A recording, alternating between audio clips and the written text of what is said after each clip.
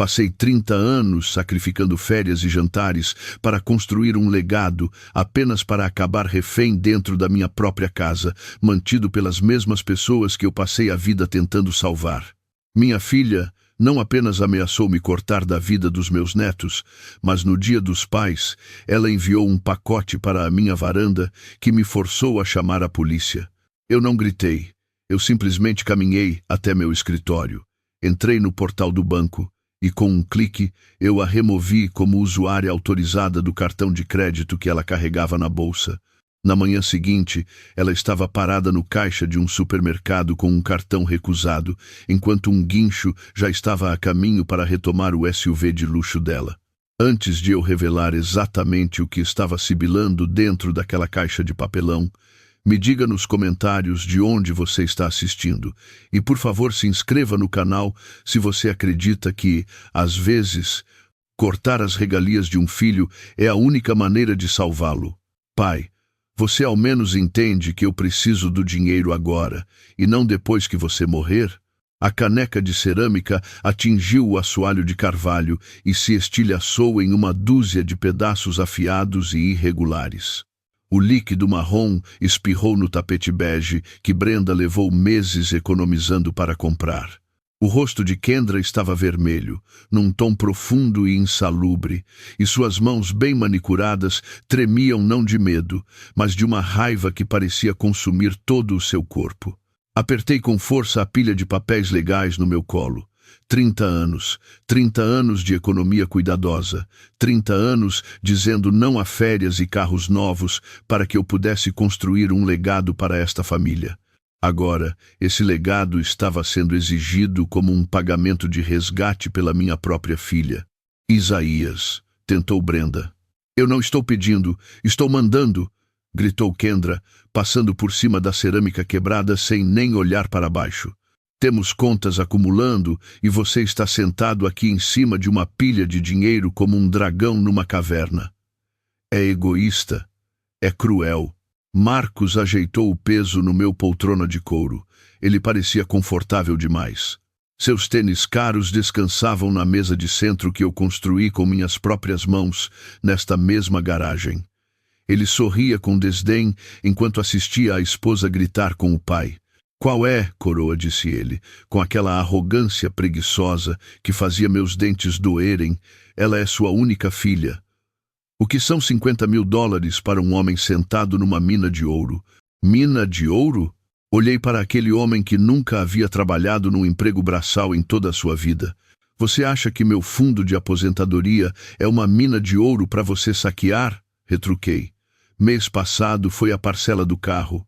No mês anterior, foi o aluguel, porque vocês queriam um loft no centro que não podiam pagar. Ajudar? Levantei-me devagar, sentindo a rigidez nos meus joelhos de 66 anos. O ar na sala de estar parecia espesso e quente. Eu tenho ajudado vocês desde o dia em que se casaram. Minha aposentadoria não é o seu banco pessoal, Marcos.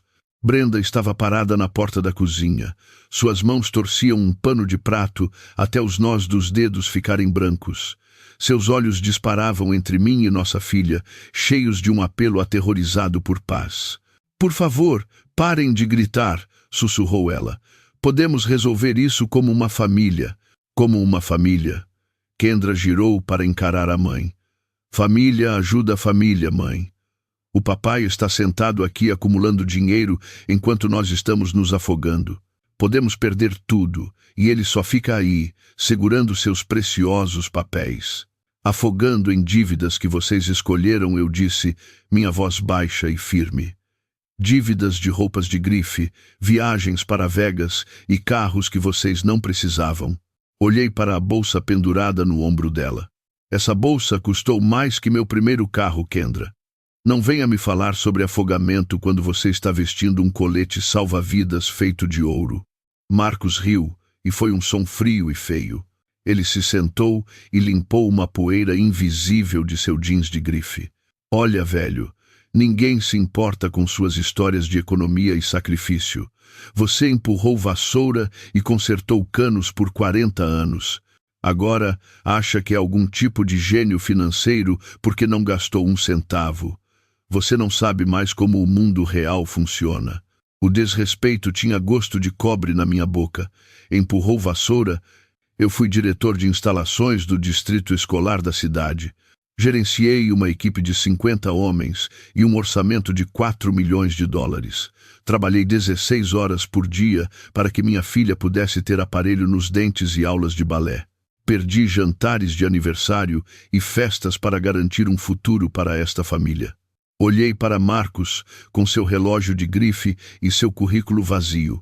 Trabalhei duro assim para que você não precisasse, eu disse, lutando para manter a voz firme. Mas talvez esse tenha sido meu erro. Eu tornei tudo fácil demais para vocês. Ensinei que o dinheiro surge por mágica, não pelo suor. Kendra se aproximou até ficar a centímetros do meu rosto. O cheiro do seu perfume caro era sufocante na pequena sala. Eu não ligo para sua lição de história, pai. Eu me importo com a ordem de despejo que recebemos ontem. Dê-nos o dinheiro ou você prova que não nos ama. É simples assim. O ultimato pairou no ar.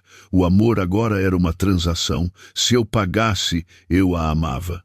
Se eu mantivesse o dinheiro que ganhei, eu era o inimigo. Olhei para a xícara quebrada no chão. Fora um presente de Dia dos Pais de 10 anos atrás. Melhor pai, número 1, escrito em letras azuis desbotadas. Agora era apenas lixo num tapete manchado. Você acha que amor é um cheque, Kendra? Perguntei calmamente. Você acha que ser pai significa deixar você se destruir com meus recursos? Marcos levantou-se agora, pairando sobre mim. Ele era mais jovem e mais largo, mas tinha mãos macias e olhos moles. Pare com o sermão, Isaías disse ele, a voz perdendo o tom brincalhão. Não vamos sair daqui sem uma transferência. Sabemos que você tem ativos líquidos. Vimos os extratos na sua mesa. Vocês mexeram na minha mesa? A violação me atingiu mais forte que os gritos. Meu escritório era meu santuário privado. Precisávamos saber a verdade, disse Marcos, dando de ombros. E a verdade é que você é rico e nós estamos quebrados. Então você vai consertar isso, porque é isso que pais fazem. Olhei para Brenda. Ela tinha lágrimas escorrendo pelo rosto, mas não se movia para enxugá-las. Estava paralisada pelo conflito, presa entre o marido que respeitava e a filha que adorava. Mas eu não podia ficar paralisado, não mais. Rico? Balancei a cabeça. Eu não sou rico, Marcos, eu sou preparado. Existe uma diferença. E você está prestes a aprender isso da maneira mais difícil. Brenda entrou totalmente na sala, o rosto pálido e molhado de lágrimas. Kendra, querida, por favor, ouça a razão. Seu pai te ama. Só queremos que você seja responsável. Responsável? Kendra girou sobre a mãe como uma víbora atacando. Você chama isso de amor, mãe? Assistir a gente lutar enquanto ele senta numa fortuna? Você é patética. Passou a vida inteira andando na sombra dele, apavorada de gastar 1 centavo sem permissão. Você não é uma esposa, é uma serva. A sala ficou mortalmente silenciosa. Brenda recuou como se tivesse levado um tapa. Aquilo foi o momento em que algo dentro de mim se partiu. Uma coisa era me insultar. Eu era homem, podia aguentar o calor. Mas falar com a mãe daquele jeito? A mulher que cuidou dela nas febres, que esperou acordada ela voltar do baile de formatura? Não. Esse foi o limite. Passei por Marcos, que tentou bloquear meu caminho estufando o peito. Nem olhei para ele. Marchei até a porta da frente e a escancarei com tanta força que as dobradiças gemeram. Saiam, eu disse. Minha voz não estava alta, mas era dura como granito. Saiam da minha casa imediatamente. Kendra riu, mas o som foi quebradiço e nervoso. Você não pode estar falando sério. Está nos expulsando? Esta é a casa onde eu cresci. Esta é a casa que você está desrespeitando, respondi. Esta é a mãe que você está abusando. Eu não vou permitir.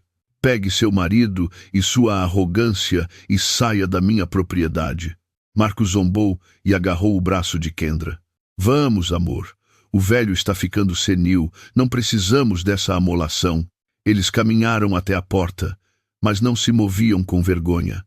Moviam-se com a ginga agressiva de pessoas que acreditam ser as vítimas. Ao pisar na varanda, Kendra parou.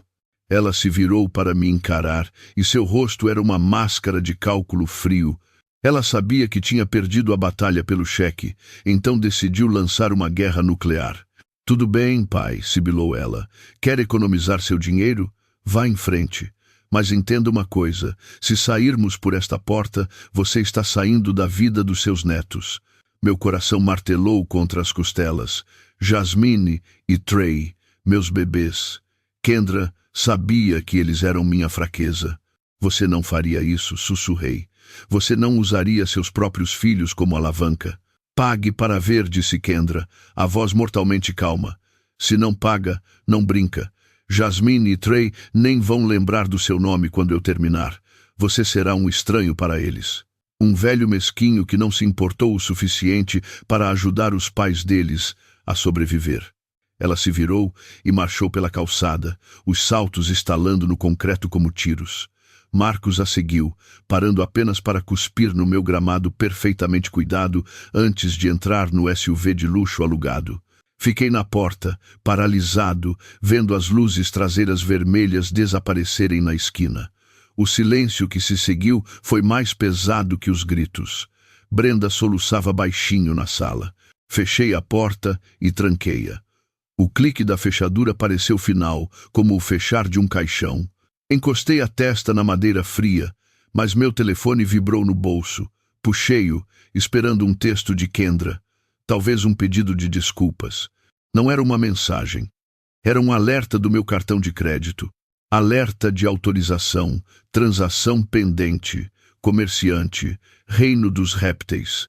Valor, $150. Encarei a tela. O horário era de 20 minutos atrás, bem enquanto discutíamos na sala. Reino dos répteis.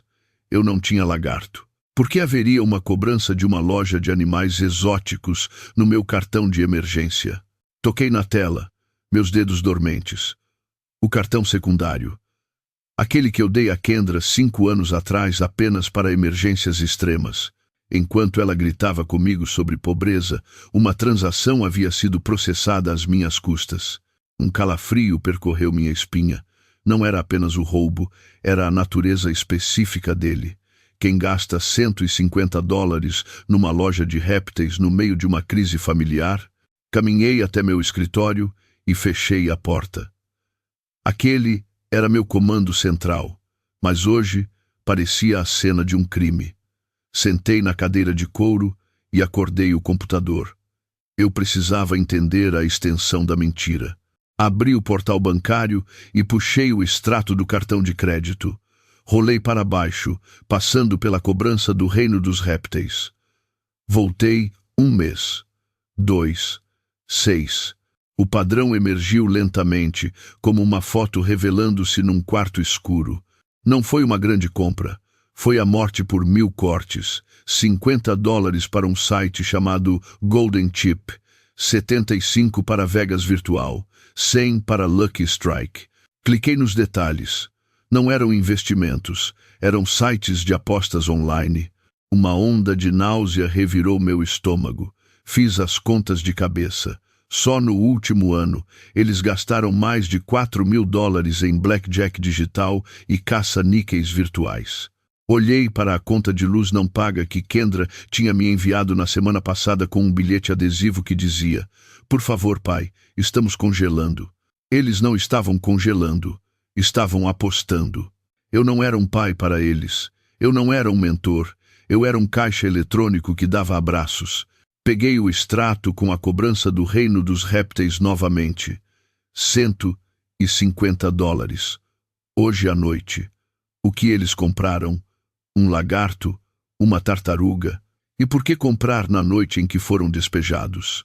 A lógica não se sustentava, a menos que não fosse um animal de estimação, a menos que fosse outra coisa. Os dias seguintes foram medidos não em horas, mas na profundidade do silêncio. Terça se arrastou para quarta. Tentei ligar para Jasmine. O assinante não está recebendo chamadas no momento. Tentei o tablet de Trey. O mesmo resultado. Ela realmente estava fazendo isso. Brenda implorava. Pague a eles, Isaías. Só quero ver meus bebês.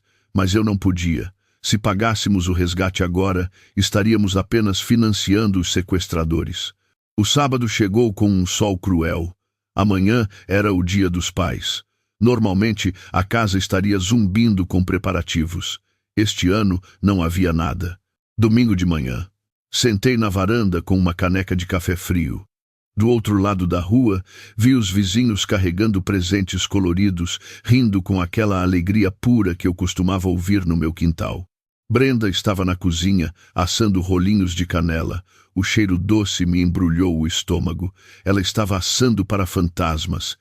Então, uma van de entrega branca virou na nossa rua. Ela se movia devagar, checando os números das casas. Entregas aos domingos eram raras, custavam extra. A van parou na frente da nossa casa. Um motorista de uniforme marrom desceu com uma caixa debaixo do braço. Meu coração deu um estranho solavanco no peito. Brenda apareceu na porta de tela, as mãos cobertas de farinha. É para nós?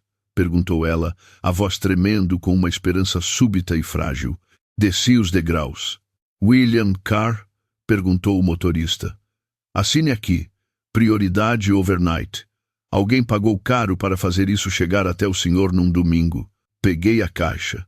Era de papelão médio, do tamanho de um par de botas de trabalho, fechada com camadas de fita adesiva pesada. Mas quando a segurei, algo pareceu errado. O peso mudou lá dentro de uma maneira estranha, desequilibrada. Entramos na sala. Brenda já corria para pegar a tesoura, vibrando de alívio. Viu? Eles só estavam bravos, esfriaram a cabeça. É um presente de desculpas. Olhei para a caixa, sem remetente. Mas então olhei mais de perto. Na lateral da caixa, perto do fundo, havia pequenos furos, 4 ou 5 buracos que pareciam ter sido feitos com uma chave de fenda.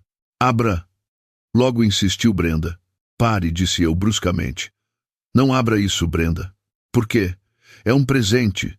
Olhe para a caixa, olhe os furos. São só danos, talvez bateu no caminhão.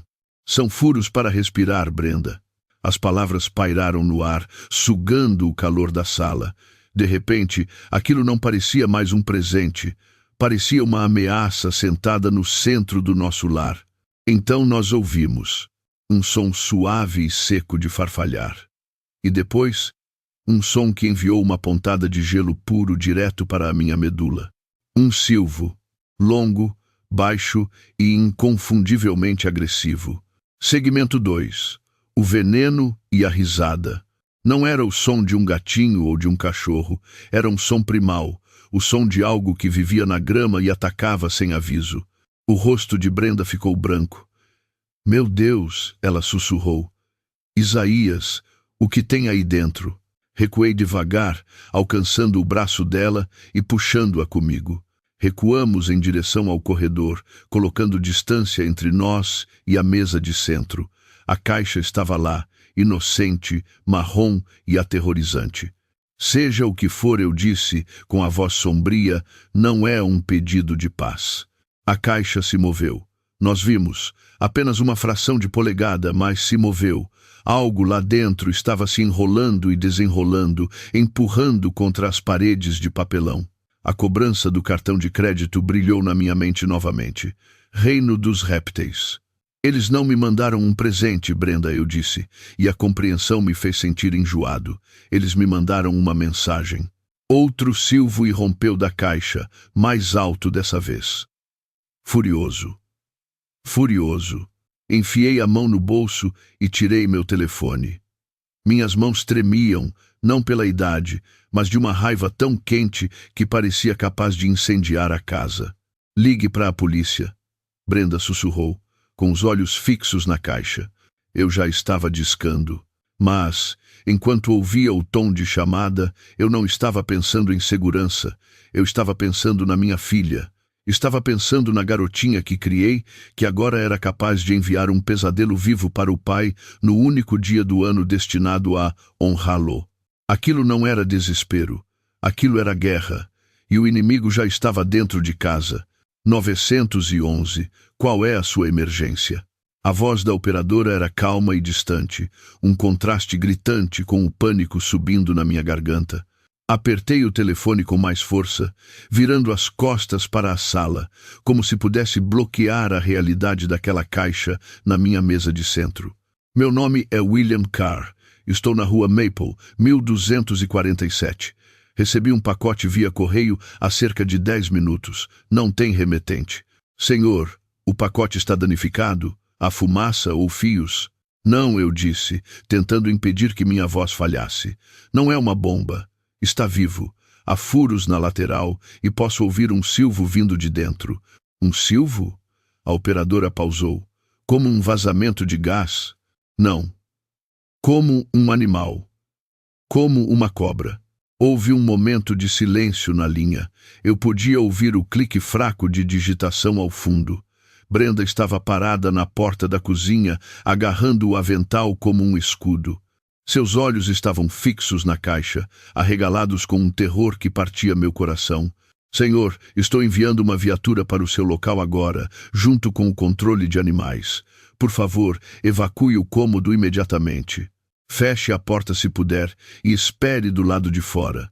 Não tente mover ou abrir o pacote. Recuamos para a cozinha, fechando as portas francesas que a separavam da sala de estar. Os vidros ofereciam uma visão clara da mesa de centro. A caixa estava lá, marrom e inocente sob a luz do sol da manhã, mas agora parecia uma mina terrestre. 10 minutos se arrastaram como uma eternidade. Brenda andava de um lado para o outro no chão de linóleo, seus chinelos fazendo um som suave de arrastar. Quem faz isso? Ela sussurrava repetidamente. Quem manda uma cobra para os próprios pais? Eu não respondi. Eu não conseguia. A resposta era dolorosa demais para ser dita em voz alta. A cobrança do cartão de crédito queimava na minha memória. Reino dos répteis, $150. Minha filha não tinha apenas comprado um animal de estimação. Ela havia transformado a própria natureza em uma arma. Luzes azuis piscaram através da janela da frente, refletindo nas paredes da nossa sala de jantar. Não havia sirenes, apenas a chegada silenciosa da autoridade.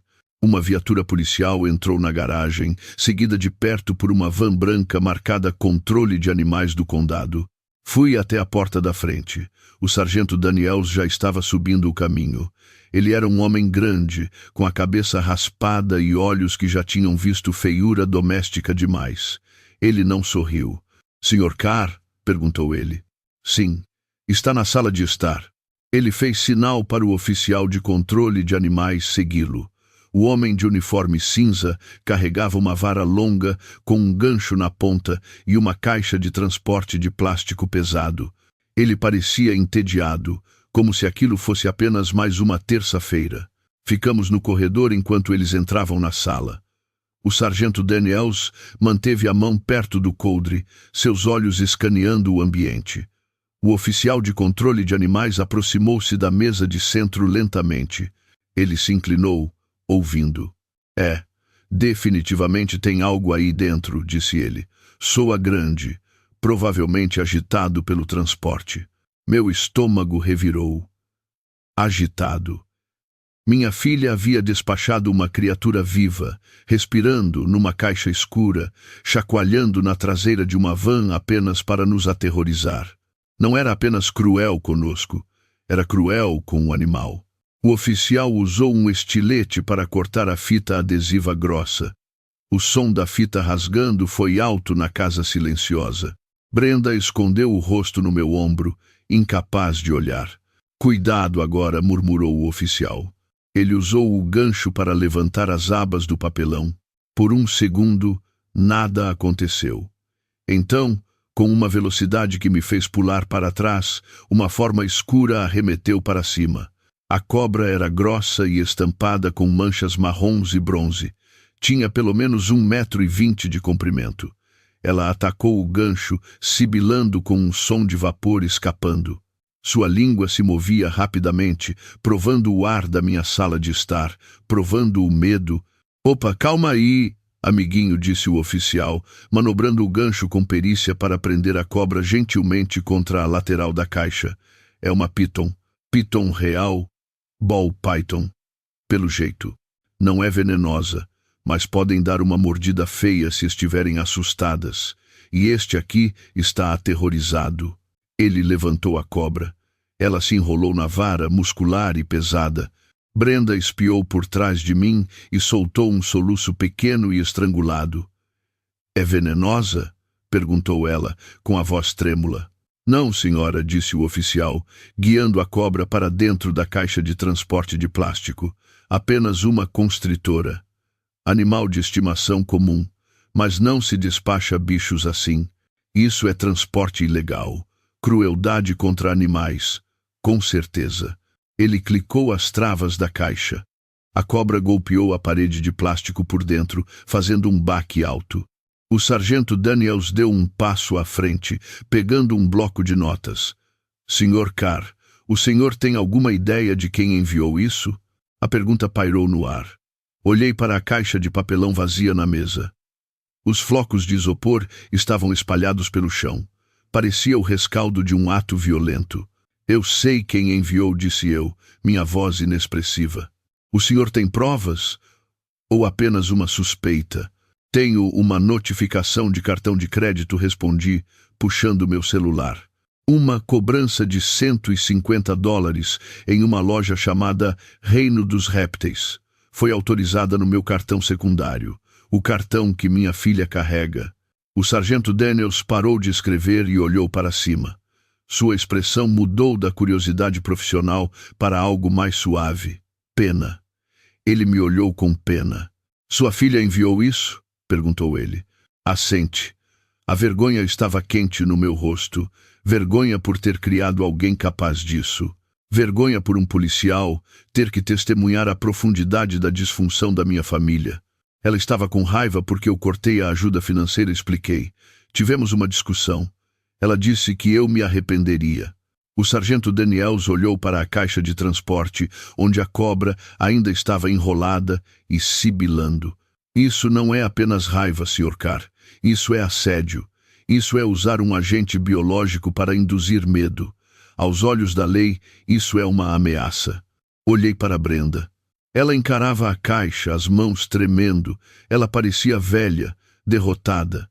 A esperança que ela segurava há uma hora, a esperança de que fosse um pedido de paz, estava morta. O oficial de controle de animais pegou a caixa. Vou levar este cara para o abrigo, disse ele. Vamos escaneá-lo em busca de um microchip, mas duvido que encontraremos um. Alguém comprou essa coisa com um único propósito: assustar vocês até a alma. Eles caminharam em direção à porta, as botas pesadas ecoando na madeira. O sargento Daniels parou na soleira. Sr. Carr, disse ele, o senhor tem o direito de prestar queixa pela fraude no cartão de crédito, pelo assédio, pela crueldade contra animais. O senhor quer registrar um boletim de ocorrência? Olhei para o espaço vazio na parede onde eu havia tirado a foto de formatura de Kendra 3 dias atrás. Prestar queixa contra minha própria filha. Ia contra todos os instintos que eu tinha como pai. Mas então olhei para minha esposa enxugando as lágrimas na cozinha. Olhei para o terror que havia substituído a paz em meu lar. Aquilo não fora uma pegadinha. Fora um ataque. Eu preciso ter certeza, eu disse. Preciso ouvir ela dizer isso. O sargento Daniels assentiu. Vou lhe dar um tempo. Mas, senhor, não deixe que eles saiam impunes. Pessoas que fazem esse tipo de coisa não param. Elas escalam. Ele fechou a porta, deixando-nos sozinhos no silêncio. A casa parecia violada. O ar parecia sujo. Olhei para a fita adesiva no chão, enrolada como a pele de um réptil que trocou de escamas. Brenda caminhou até o sofá e sentou-se o mais longe possível da mesa de centro. Ela não disse uma palavra. Apenas encarou as próprias mãos. Caminhei até minha escrivaninha e peguei o telefone. Minha mão não tremia mais. O medo havia desaparecido, substituído por uma clareza fria e dura. A filha que eu amava não enviou aquela caixa. A filha que eu amava morreu há muito tempo. A mulher que enviou aquela cobra era uma estranha, e eu sabia exatamente como lidar com estranhos que atacavam minha família. Disquei o número dela. Tocou uma vez, duas. Ela atendeu no terceiro toque. Pai, olá! A voz dela chilreou pelo receptor, brilhante e inocente. Era o tom que ela usava quando queria fingir que a última semana não tinha acontecido. O tom que usava quando estava pescando um elogio ou um cheque. Eu não respondi imediatamente. Não consegui. Minha garganta parecia apertada, constringida por uma mistura de luto e fúria que era mais difícil de engolir do que fumaça. Fiquei no centro da minha cozinha, apertando o telefone até meus nós dos dedos ficarem brancos. Estou aqui, Kendra, eu disse. E minha voz me surpreendeu. Não tremeu. Não vacilou. Soava como a voz de um estranho. Um estranho que tinha deixado de ser pai e estava pronto para ser juiz. Feliz Dia dos Pais, pai, disse ela novamente, e a alegria em sua voz pareceu um tapa na cara. Espero que você esteja tendo um domingo relaxante. Apertei o telefone com mais força. Um domingo relaxante. Ela perguntou com tamanha doçura casual, como se não tivesse acabado de orquestrar um ataque de terror biológico na minha sala de estar. Tem sido uma manhã cheia de eventos, Kendra, eu disse, mantendo a voz baixa e uniforme. Recebi um pacote há alguns minutos. Um pacote? O tom dela subiu no final, uma performance perfeita de surpresa. Nós não enviamos nada, pai. Você sabe como o dinheiro está curto agora. Mal podemos pagar as compras, quanto mais presentes. A mentira veio tão fácil para ela, rolou de sua língua com o ritmo suave e praticado de um sociopata. Ela não hesitou, ela não gaguejou, ela apenas mentiu. Era uma caixa prioritária, continuei, observando Brenda sentada no sofá, com a cabeça nas mãos. Entrega overnight. Isso é caro, Kendra, especialmente para alguém que não pode pagar as compras. Houve uma pausa na linha. Um silêncio que se estendeu apenas um segundo a mais. Eu quase podia ouvir as engrenagens girando na cabeça dela, calculando o quanto eu sabia, calculando como distorcer a narrativa. Bem, talvez tenha sido um erro, disse ela, sua voz assumindo um tom defensivo. Ou talvez outra pessoa tenha enviado. Por que você está me interrogando? Liguei para desejar um feliz feriado e você está me assediando por causa de correio? Fechei os olhos. Mesmo agora, encurralada, ela se fazia de vítima. Ela distorcia a realidade até ser a perseguida. Não foi um erro, eu disse. As informações de cobrança na etiqueta de envio correspondem ao meu cartão de crédito secundário, aquele que você carrega na carteira. O silêncio do outro lado foi absoluto. Eu havia jogado minha carta. Havia apresentado a prova. Esperei pela confissão. Esperei pelo pedido de desculpas. Esperei que ela desmoronasse e dissesse que sentia muito, que estava apenas com raiva e não queria me assustar. Mas não foi isso que aconteceu. Em vez disso, ouvi um som ao fundo. Era abafado no início, distante, como alguém falando do outro lado de uma sala. Então, chegou mais perto. Era uma voz masculina. Ele já abriu? Era Marcos. Sua voz estava levemente arrastada, grossa de sono ou bebida, eu não conseguia distinguir. Kendra sibilou algo para ele, um aviso agudo que o telefone captou claramente. Shhh, ele está na linha. Pressionei o telefone com mais força contra o ouvido, esforçando-me para ouvir a verdade que eles tentavam esconder. Pergunte se ele gostou do bichinho, gritou Marcos, e desta vez ele estava perto o suficiente do telefone para que sua voz explodisse no meu ouvido. Pergunte ao velho se ele já teve um ataque cardíaco. E então ele riu. Não foi uma risada nervosa. Não foi o risinho desconfortável de alguém que levou uma pegadinha longe demais. Foi um som molhado e feio.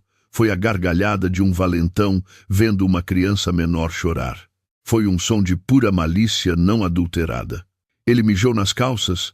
Marcos chiou através de sua risada. Aposto que gritou como uma garotinha. Fiquei congelado na minha cozinha. O mundo parecia ter parado de girar. O zumbido da geladeira desapareceu. A luz da janela diminuiu. Tudo o que eu podia ouvir era aquela risada. aquela risada cruel e satisfeita ecoando pela linha telefônica. Meu genro achava meu terror divertido. Minha filha estava cobrindo o receptor tentando calá-lo, mas ela não estava negando, ela não estava ultrajada, ela só estava tentando não ser pega. Eles estavam nisso juntos. Tinham sentado no apartamento deles, provavelmente bebendo vinho que eu paguei, e planejado isso. Eles encomendaram a cobra. Eles perfuraram os buracos. Eles rastrearam o pacote online, esperando pela notificação de entrega, esperando pelo momento em que pudessem me imaginar recuando de medo. Era um jogo para eles. Minha dor era o entretenimento deles. A realização me atingiu com a força de um golpe físico, estilhaçou o último fragmento restante do pai que eu costumava ser. O homem que dava desculpas para eles estava morto. O homem que acreditava que eles estavam apenas lutando estava morto. O homem que esperava pela reconciliação estava morto. Pai, Kendra voltou à linha, com a voz sem fôlego. Ignore ele. Ele só está brincando. Ele não sabe o que está dizendo. Ele sabe exatamente o que está dizendo, sussurrei. E você também. Pai, espere, você não entende. Eu entendo perfeitamente. Você não enviou um presente, Kendra. Você enviou uma mensagem, e eu a recebi em alto e bom som. Afastei o telefone do ouvido. Eu podia ouvir a vozinha metálica dela gritando meu nome. Pai, pai, não desliga. Pai, precisamos conversar. Toquei no ícone vermelho na tela. A chamada encerrou. O silêncio correu de volta para a cozinha, mas era diferente agora. Não estava vazio. Estava pesado, com propósito. Olhei para Brenda. Ela tinha levantado a cabeça das mãos. Ela ouvira os gritos do outro lado. Ela ouvira a risada. Ela me olhou com olhos arregalados e aterrorizados, esperando que eu desmoronasse, esperando que eu perguntasse a ela o que fazer. Mas eu não desmoronei. Ele riu, eu disse simplesmente. Brenda estremeceu. Marcos. Ele perguntou se eu tive um ataque cardíaco. Ele achou engraçado. O rosto de Brenda endureceu. Uma mudança sutil que eu poderia ter perdido se não a conhecesse há 40 anos. A tristeza em seus olhos cristalizou-se em algo afiado. Ela se levantou, limpando a poeira invisível de seu colo. Ela passou por mim, entrou na cozinha e pegou o resto dos rolinhos de canela, abriu a lata de lixo e varreu tudo para dentro. A tampa de metal se fechou com um som de porta de prisão batendo. Faça o que tem que fazer, Isaías, disse ela. Assenti. Virei-me e saí da cozinha, descendo o corredor, passando pelas fotos de família que forravam as paredes. Eu não olhei para elas. Eu não olhei para a foto de Kendra no baile ou para o instantâneo de Marcos segurando Trey no hospital. Aquelas pessoas não existiam mais. Caminhei para dentro do meu escritório e afundei na cadeira de couro. Ela gemeu sob meu peso. Coloquei meu telefone na mesa, com a tela virada para baixo. Eu não queria ver as notificações. Não queria ver as mensagens de texto que certamente estavam inundando o aparelho agora. Estendi a mão e apertei o botão de ligar na torre do computador. A máquina zumbiu ganhando vida. As ventoinhas giraram. A tela brilhou com uma luz azul que iluminou meu rosto no quarto escuro. Estalei os dedos. Era um hábito dos meus dias de trabalho, um ritual antes de começar um serviço difícil. Eu não era um pai naquele momento. Eu não era um avô. Eu era um gerente de instalações, enfrentando uma falha estrutural crítica. Eu era um homem que sabia que, quando um cano está podre, você não o remenda com fita adesiva. Você o corta fora. Você o remove completamente antes que ele inunde o prédio inteiro. Abri o navegador. Meus dedos pairaram sobre o teclado. Eu não estava tremendo. Eu não estava chorando. Sentia um distanciamento clínico e frio. Digitei o endereço do banco. Digitei o endereço da companhia elétrica. Digitei o endereço da agência de locação de imóveis. O arquiteto da justiça estava acordado, e ele tinha muito trabalho a fazer. A tela do computador brilhava com aquela luz firme que cortava a escuridão do meu escritório. Fora da janela, o sol já havia se posto há muito tempo, deixando o bairro num silêncio que parecia pesado e expectante. Sentei-me perfeitamente imóvel. Minhas mãos descansavam na mesa, estavam firmes. A tremedeira havia parado, o luto havia evaporado. Tudo o que restava era a precisão mecânica e fria de um homem com um trabalho a fazer. Entrei no portal bancário principal. A senha era uma sequência de caracteres que eu havia memorizado 10 anos atrás. Ela concedia acesso ao reservatório do trabalho da minha vida. As poupanças, as contas correntes, os portfólios de investimento, a corrente sanguínea digital que mantinha minha família viva. Naveguei para a aba do cartão de crédito primeiro. Essa era a ameaça imediata. Essa era a arma que eles usaram para me ferir. A tela exibiu o saldo. $2.400. A lista de transações rolou pela página. Reino dos Répteis estava no topo, zombando de mim em negrito preto. Abaixo disso, havia cobranças de lojas de bebidas, sites de apostas online, uma boutique de grife. Cliquei na aba rotulada Usuários Autorizados. Lá estava o nome dela. Kendra Davis. Lembrei-me do dia em que a adicionei. Ela tinha 22 anos, tinha acabado de se formar na faculdade. Eu queria que ela se sentisse segura. Queria que ela soubesse que, se o carro quebrasse no meio do nada, seu pai estava apenas a um deslize de plástico de distância. Eu lhe dera um escudo. Ela o afiou e transformou em uma espada. Movi o cursor para o botão marcado Remover usuário. O sistema abriu uma caixa de aviso. Tem certeza de que deseja remover este usuário? O cartão será desativado imediatamente. Ele não terá mais acesso a esta linha de crédito. Eu não hesitei. Não pensei nela parada no caixa de um supermercado com um cartão recusado. Não pensei no constrangimento dela. Pensei na cobra sibilando na caixa. Pensei em Marcos rindo. Cliquei em confirmar. A tela atualizou. O nome dela sumiu. O vínculo foi cortado. O pedaço de plástico na carteira dela agora era apenas um retalho inútil de produtos químicos. Movi para a conta corrente em seguida. Essa era a artilharia pesada. Era a transferência recorrente que cobria o aluguel do loft no centro da cidade. $2.500 por mês. Eles moravam num prédio com porteiro e piscina na cobertura. Eu morava numa casa com uma hipoteca que paguei há 20 anos. Eu havia subsidiado o estilo de vida deles porque queria que fossem confortáveis. Queria que meus netos tivessem um lar seguro. Mas não era um lar, era um cassino. Selecionei a transferência agendada para o primeiro dia do mês. Isso era amanhã. O timing era poético. Selecionei cancelar pagamento recorrente. Novamente, o sistema pediu para eu confirmar. Novamente, pensei nos furos perfurados na caixa de papelão. Furos para respirar. Cliquei em sim. A linha de item desapareceu. O dinheiro permaneceu na minha conta. $2.500 que ficariam onde pertenciam. Eles acordariam amanhã esperando que o aluguel estivesse pago. Acordariam com um aviso de despejo em vez disso. O próximo era o arrendamento do carro. O SUV de luxo que Marcos insistia ser necessário para a imagem dele. Eu era o fiador. Os pagamentos saíam diretamente da minha conta corrente secundária porque Marcos alegava ter problemas para configurar o débito automático. Abri uma nova aba para a financeira de leasing. Naveguei para as opções de pagamento.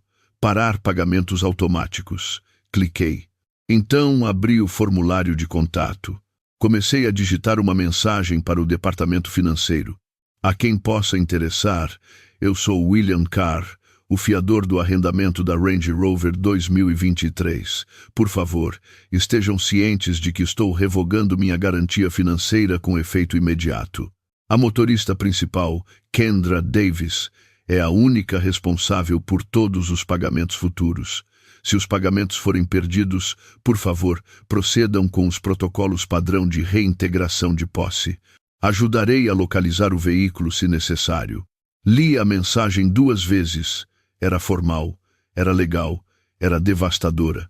Apertei enviar. A mensagem de confirmação apareceu em verde. Sua solicitação foi recebida. Recostei-me na cadeira e tomei um gole de café frio. O silêncio na casa era profundo. Eu estava desmantelando a vida deles com o clique de um mouse. Estava arrancando os tijolos da fundação que eles construíram nas minhas costas. Mas eu não tinha terminado. Voltei ao extrato do cartão de crédito.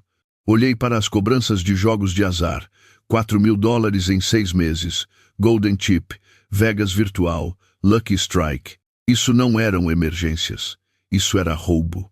Cliquei no botão Contestar transação ao lado da primeira cobrança de jogo. Motivo da contestação? Perguntou o menu suspenso. Rolei passando por erro de cobrança. Rolei passando por mercadoria não recebida.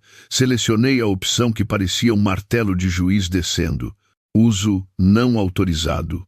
Uma caixa de texto apareceu. Por favor, forneça detalhes. Digitei devagar e claramente. O usuário autorizado recebeu acesso estritamente para fins de emergência. Essas transações para jogos de azar online foram feitas sem a permissão ou conhecimento do titular da conta principal. Isso constitui uso indevido de fundos e roubo de recursos. Copiei o texto e colei para cada cobrança de jogo. $50, $100, $75. Então fiz o mesmo para a cobrança do Reino dos Répteis. Uso não autorizado, uso indevido de fundos. Ao contestar essas cobranças, eu não estava apenas pegando meu dinheiro de volta. Eu estava sinalizando a conta. O banco investigaria. Eles veriam o padrão, contatariam o comerciante e, eventualmente, contatariam o usuário. Kendra não ficaria apenas quebrada. Ela estaria sob investigação por fraude de cartão de crédito. Cliquei em Enviar na disputa final. A tela piscou um número de confirmação. ID do caso 88.392. Estava feito. Olhei para o relógio no canto da tela. Eram 3 da manhã. Eu estava trabalhando há 4 horas.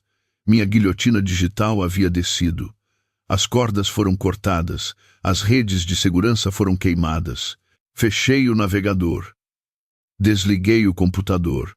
A ventoinha zumbiu até o silêncio e o quarto mergulhou na escuridão. Fiquei sentado lá por um longo tempo, ouvindo as batidas do meu próprio coração. Eu me sentia mais leve. O peso esmagador das expectativas deles havia desaparecido. O jugo pesado da titularidade deles havia sido retirado dos meus ombros. Levantei-me e caminhei até a janela. O céu começava a ficar roxo, como um hematoma, no leste. A aurora estava chegando. Lá em cima, Brenda dormia. Na rua, o mundo estava acordando. E em algum lugar na cidade, minha filha e seu marido dormiam pacificamente em uma cama que eu paguei, sonhando com um futuro que eu estava financiando. Eles não sabiam que o mundo havia mudado enquanto dormiam. Não sabiam que o caixa eletrônico havia sido desligado da tomada. Não sabiam que o senhorio estava prestes a bater. Saí do escritório e fechei a porta. Tranquei-a. Fui para a cozinha e comecei um bule de café fresco. Observei o líquido escuro pingar na jarra. Eu estava pronto. Eu sabia que eles viriam. Sabia que gritariam. Sabia que ameaçariam. Mas que venham. O homem que eles estavam vindo ver não era o homem que eles conheciam. Aquele homem morreu no momento em que ouviu uma cobra sibilar na sua sala de estar. O homem esperando por eles agora era o arquiteto da justiça, e sua fundação era feita de pedra. A manhã de terça-feira rompeu com uma calma enganosa. O céu estava de um azul brilhante e imaculado, e os pássaros cantavam no carvalho perto da entrada da garagem, como se o mundo não tivesse mudado fundamentalmente em seu eixo. Sentei-me à mesa da cozinha bebericando minha terceira xícara de café, observando o relógio no micro-ondas. Eram 10h15. Os bancos estavam abertos há 1 hora. Os sistemas automatizados já haviam rodado seus ciclos. Os cheques de aluguel haviam sido apresentados para pagamento. Os terminais de cartão de crédito estavam ativos. Brenda estava sentada à minha frente. Ela não estava bebendo café. Ela estava desfiando um guardanapo de papel em minúsculos confetes brancos, com os olhos fixos na entrada da garagem. Ela sabia o que eu tinha feito. Eu não lhe contara os detalhes específicos, mas ela sentia a mudança na atmosfera. Ela sabia que a rede de segurança havia sumido. Eles vão ficar tão bravos, sussurrou ela. Eu não desviei o olhar da janela. Raiva é uma emoção secundária, Brenda. Primeiro vem o choque, depois o pânico, depois a raiva. Estamos esperando o choque. Como se fosse uma deixa, meu telefone tocou. Não foi o toque suave de uma mensagem de texto.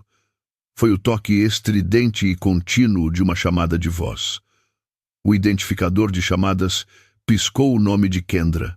Deixei tocar 3 vezes. Eu queria que ela sentasse na sensação de não ser atendida. Queria que ela se lembrasse das chamadas bloqueadas para os meus netos. Então atendi e apertei o botão do Viva Voz. Coloquei o telefone no centro da mesa. Pai? A voz dela era aguda, tensa e vibrando de humilhação. Pai, atende. É uma emergência. Estou aqui, Kendra, eu disse, recostando-me na cadeira. Estou no supermercado.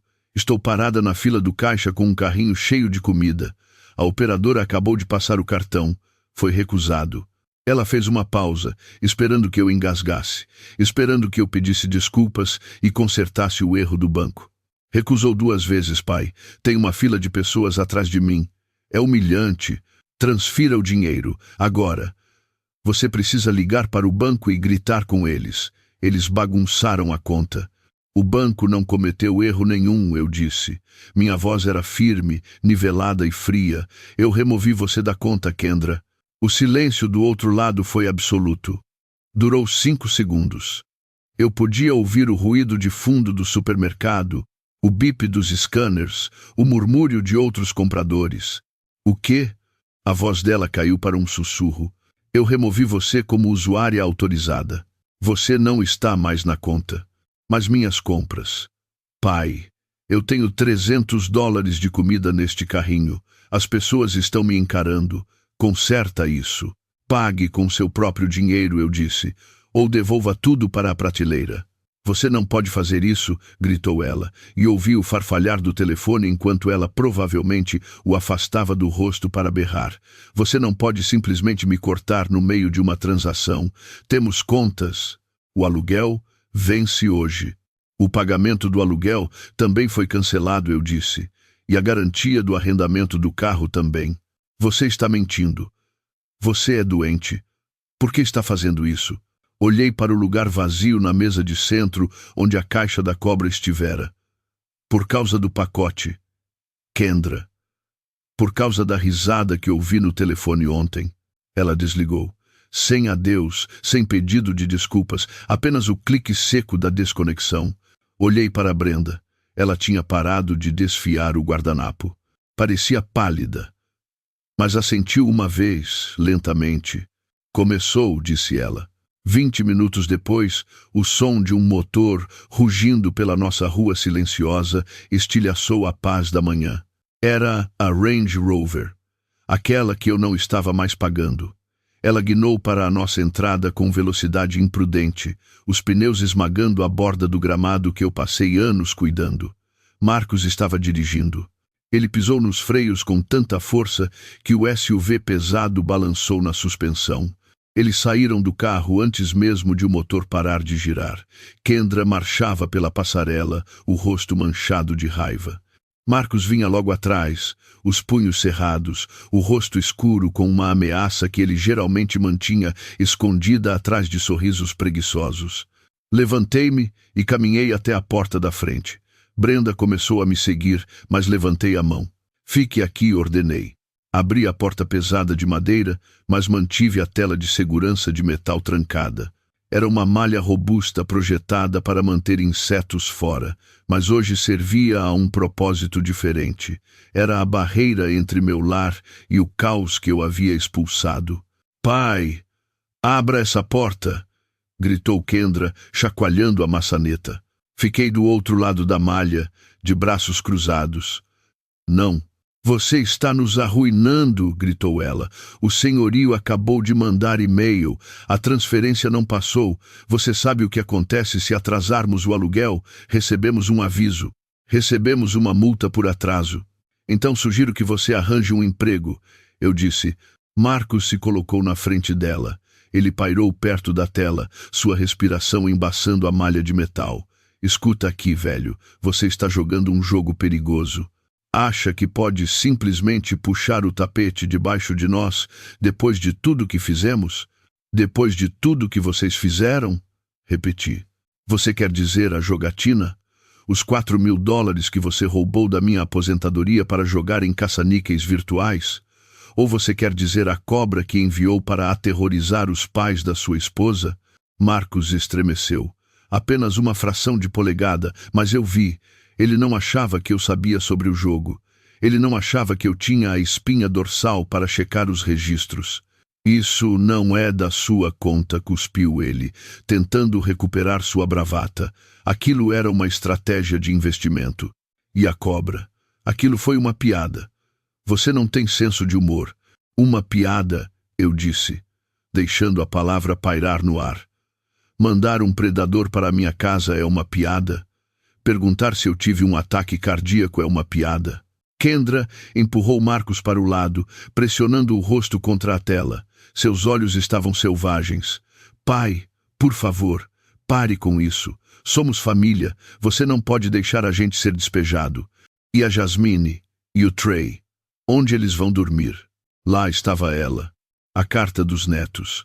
O as que ela sempre jogava quando estava perdendo a mão. Eles podem dormir na casa que os pais deles providenciam para eles, eu disse. Ou, se vocês são incapazes de fornecer abrigo porque gastaram o dinheiro do aluguel em blackjack e pitons, então talvez o serviço social deva ser envolvido. O queixo dela caiu. Você não faria isso. Puxei um pedaço de papel dobrado do bolso de trás. Era o cartão amarelo que o sargento Daniels havia me dado. Este é um número de caso policial, eu disse, segurando-o contra a malha para que pudessem ler os dígitos. Caso número 492B, registrado ontem. Ele detalha a fraude de cartão de crédito, o assédio e o transporte ilegal de um animal perigoso. Marcos deu um passo para trás. Sua arrogância evaporou instantaneamente, substituída pela energia nervosa e oscilante de um covarde que percebe que foi longe demais. Você chamou a polícia? Perguntou ele, a voz perdendo o trovão. Para sua própria filha? Chamei a polícia para as pessoas que atacaram meu lar, respondi. O fato de compartilharem meu DNA é uma tragédia, não uma defesa. Pai, retire as queixas, implorou Kendra, sua voz mudando da raiva para uma manipulação desesperada num piscar de olhos. Por favor, Marcos pode perder a carteira de motorista. Podemos ficar com a ficha suja. Você está destruindo nossas vidas por um mal-entendido. Eu não estou destruindo nada, eu disse. Eu estou saindo do caminho. Estou deixando a gravidade fazer o seu trabalho.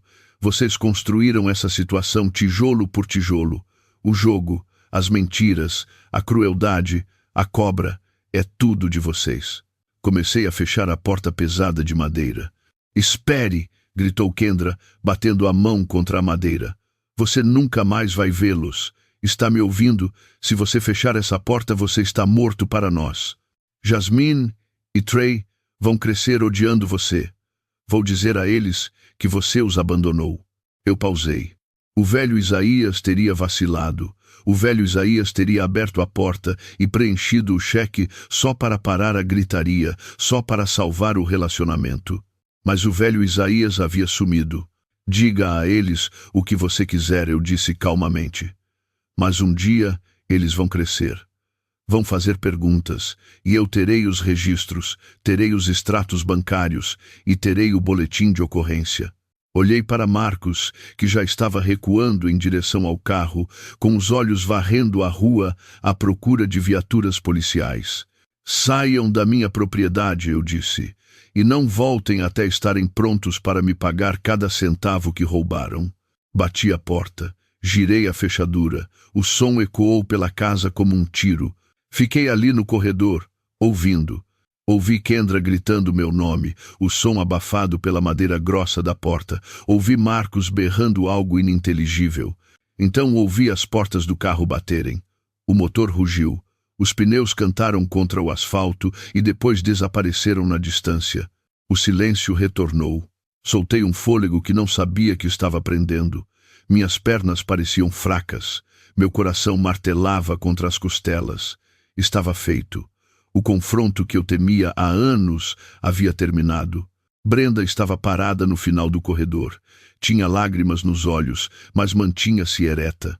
Ela caminhou até mim e envolveu minha cintura com os braços, enterrando o rosto no meu peito. "Acabou?" perguntou ela. "As esmolas acabaram", eu disse, apoiando o queixo na cabeça dela. "O abuso acabou. Mas a guerra não estava totalmente terminada. Eu sabia disso. Pessoas como Kendra e Marcos não simplesmente vão embora.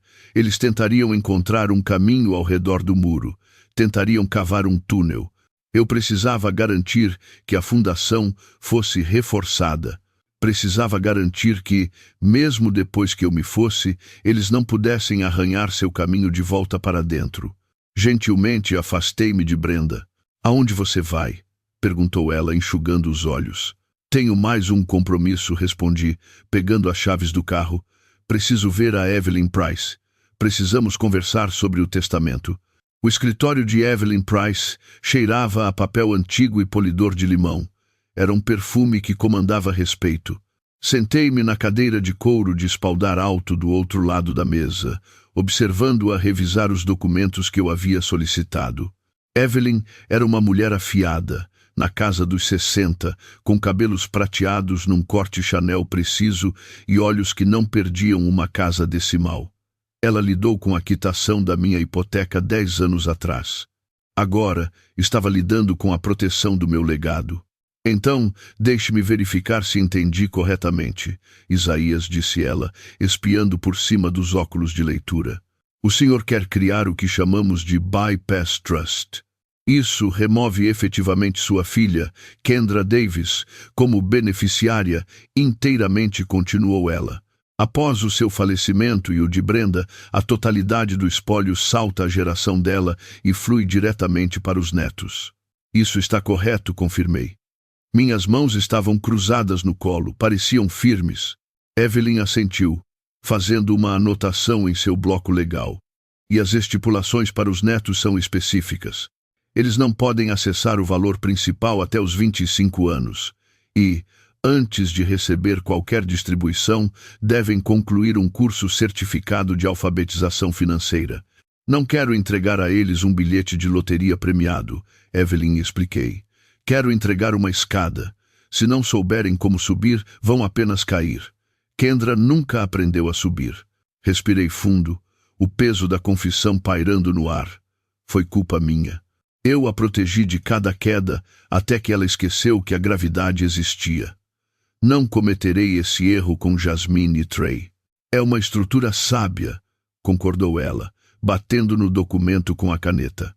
"Impede que os pais acessem os fundos como tutores.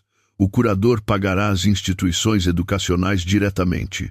Nenhum dinheiro muda de mãos. Kendra e Marcos não poderão tocar em um centavo para aluguel ou dívidas de jogo. É blindado, Isaías." Ela deslizou a pilha pesada de papéis pela mesa de mogno em minha direção. Também colocou uma pasta separada, mais fina, no topo. "Esta é a ordem de restrição", disse ela, a voz caindo para um registro mais sério. "O juiz assinou há 1 hora. Com base no boletim de ocorrência sobre a cobra e a mensagem de voz ameaçadora, foi concedida imediatamente. É uma ordem de proteção temporária, por enquanto, mas com as provas da fraude de cartão e a ameaça biológica, provavelmente podemos torná-la permanente no tribunal no próximo mês." Olhei para o selo do tribunal carimbado em tinta vermelha. Era um escudo, uma barreira legal que dizia que meu lar não era mais um campo de batalha.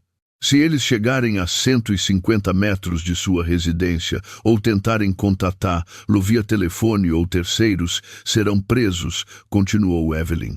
"Isso dá à polícia o poder de intervir antes que a situação escale." "O senhor fez a coisa certa, Isaías. Mandar um animal vivo assim para um casal de idosos não é uma pegadinha. É guerra psicológica." Peguei a caneta. parecia pesada na minha mão, não pelo peso da tinta, mas pelo peso da decisão. Ao assinar esses papéis, eu estava reconhecendo legalmente que minha filha era um perigo para mim. Eu estava cortando o cordão final. Mas, ao olhar para a linha de assinatura, não vi o rosto de Kendra. Vi Jasmine e Trey. Vi o futuro deles. Um futuro onde a mensalidade da faculdade não fosse apostada em caça-níqueis virtuais. Um futuro onde pudessem ir à escola sem se preocupar com avisos de despejo. Eu não estava punindo minha filha. Eu estava protegendo os filhos dela.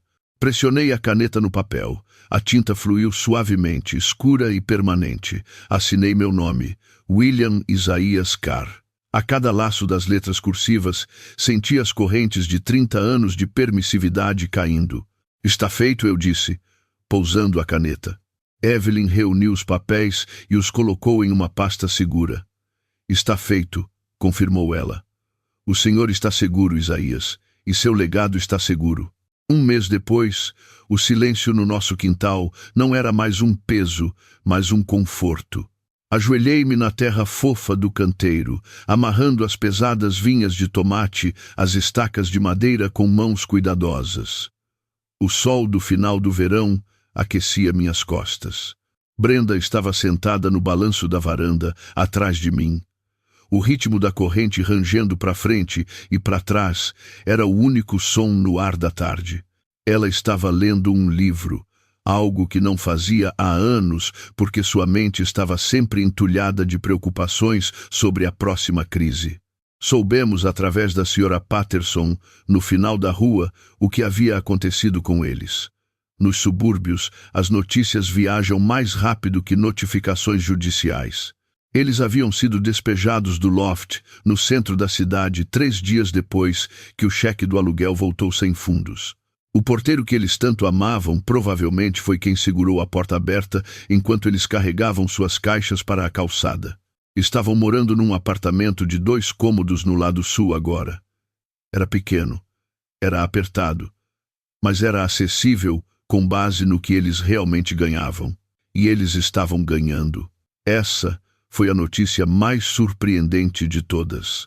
Marcos aceitara um emprego como motorista de entregas. A ironia não me escapou.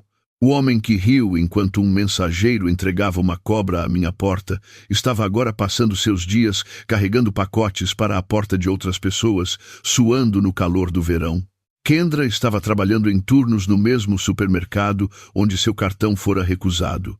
Ela estava escaneando itens e ensacando vegetais, aprendendo o valor de $1, 1 hora de cada vez.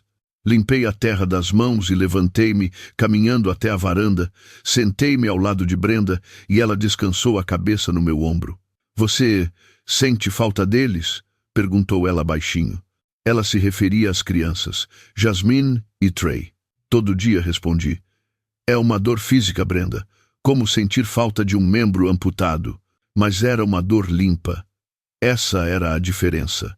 Antes, era uma dor suja, misturada com medo, manipulação e raiva. Agora, era apenas puro luto, e com o luto eu podia lidar. O luto era honesto. Eu sei que eles estão bem, continuei. Sei que têm um teto. Sei que estão comendo comida que eles pagaram. E sei que, em 18 anos, haverá um fundo esperando pelos netos que lhes dará um começo real na vida. Estávamos enviando cartas ao administrador do fundo toda semana, cartas para Jasmine e Trey, dizendo que os amávamos, dizendo que pensávamos neles. O advogado as manteria seguras até que as crianças fossem velhas o suficiente para entender por que tivemos que ficar longe. Um dia eles vão ler, disse Brenda. Um dia saberão que não os abandonamos. Nós os salvamos. Olhei para o jardim. As plantas de tomate estavam prosperando porque eu havia podado as folhas mortas. Eu havia cortado a podridão para que o fruto pudesse crescer. Podar é um ato violento. Você tem que levar uma faca a algo vivo. Mas, se não fizer isso, a planta inteira morre. Ficamos sentados lá enquanto o sol começava a se pôr, lançando longas sombras pelo gramado. O telefone no meu bolso estava silencioso. Sem ameaças, sem exigências, sem emergências. Apenas a quietude pacífica de um lar que finalmente havia recuperado sua dignidade. Tínhamos perdido uma filha, mas tínhamos encontrado nossas vidas novamente. E talvez, apenas talvez, ao fechar a porta, tivéssemos dado a Kendra a única chance que ela realmente teve de aprender a abrir uma para si mesma. Frequentemente confundimos a falta de limites com uma abundância de amor.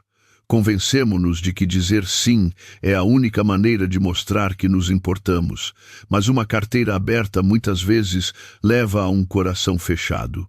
Como Isaías aprendeu, você não pode construir um futuro saudável financiando a toxicidade do presente. O verdadeiro amor, às vezes, requer a coragem terrível de se tornar o vilão na história de outra pessoa, para que ela seja forçada a se tornar o herói da sua própria. Um legado não é o que você deixa para seus filhos, mas o que você deixa neles.